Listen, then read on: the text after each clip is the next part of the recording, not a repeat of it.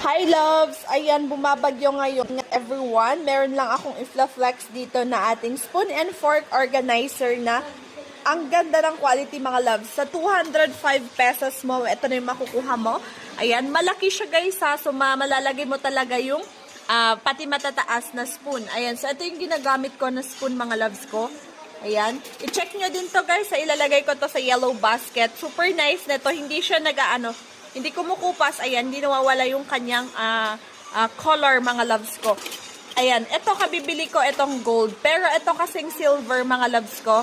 Matagal ko na tong ginagamit, mga loves ko. Ayan, kunin natin para mapakita ko sa inyo, guys.